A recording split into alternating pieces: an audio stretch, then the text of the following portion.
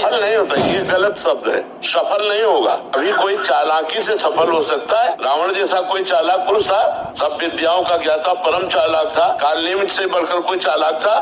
पूरी संजीवनी बूटी जैसी ही द्रोणागिरी में हर औषधि को कर दिया और साधु बनकर बैठ गए। हनुमान जी ने मार डाला, राम जी ने रावण को मार डाला, रहा न को कुल रोवन यारा। चालाक पुरुष सफल कैसे हो सकता? नहीं, सीधा सरल पुरुष कष्ट पा सकता है, पर सफल सीधा सरल सच्चाई पर चलने वाला हो। जैसे धर्मराज युधिष्ठिर बिल्कुल सीधे थे, यहाँ तक इतने सीधे थे कि युद्ध क्षेत्र में कल कौन सी रणनीति है वो जाके दुर्योधन से पूछ लेता था। भ्राताश्री कल कौन सा चक्रव्यूह रचना है वो बता देते थे। इसीलिए भगवान दो बैठक करते थे, एक युधिष्ठिर के साथ और एक युधिष्ठिर से अलग। युधिष्ठिर के साथ जो बैठक की वो चक्रव्यूह रचना ही नहीं होगी, क्योंकि वो दुर्योधन को पता हो। इतने सरल थे कि वो आके पूछ लेते, वो पूरी बात बता देते थे। तो आप देखो विनाश किसका हुआ? चतुर चालाक, जिसके साथ शकुनी, दुशासन, कर्ण, दुर्योधन के साथ इतने चालाकी की हद थे ये लोग। तो क्या ये लोग सफल हुए?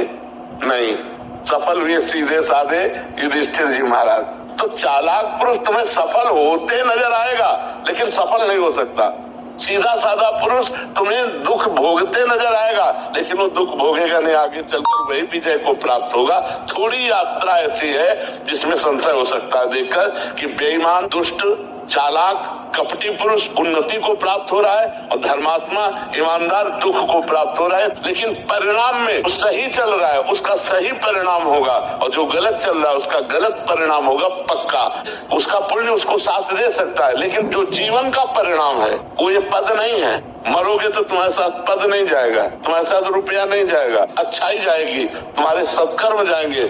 और ये पक्की बात समझ लो, जब आपके आचरणों का, और भगवान ऐसी बुद्धि भ्रष्ट कर देते हैं कि खुला आचरण उसकी गंदगी सामने आ जाती है। आदमी की इज्जत चली गई तो किसी और रह गया। तो ये पक्का समझ लो, अच्छा पुरुष और धर्मात्मा पुरुष दुखी हो सकता है लेकिन हार नहीं सकता। विजय को वही प्राप्त होगा, ये निश्चित बात है। सामने से तो बहुत सुंदर दिखाई दे रहे और पीछे जो पाप कर रहे तो मालिक देख रहा है, उसका हिसाब मालिक करेगा। मालिक की दुकान में है सबका जीवन खाता, पाई भर का भी चूक नहीं होती हमारे मालिक से। एक एक बात का हिसाब होता है। अगर हमने उंगली भी उठाई है तो उसका भी हिसाब है कि क्यों उठाई और कैसे उठाई। परमात्मा सबको देख रहा है, इसलिए ये मत जानो कि कोई देख नहीं रहा है, हम अच्छाई कर रहे हैं, हमें बुराई पर बुराई मिलती चली जा रही, कोई हमारे देख नहीं। परमात्मा देख रहा है, और जो एक है कि मैं छल कपट बुराई से बढ़ रहा हूँ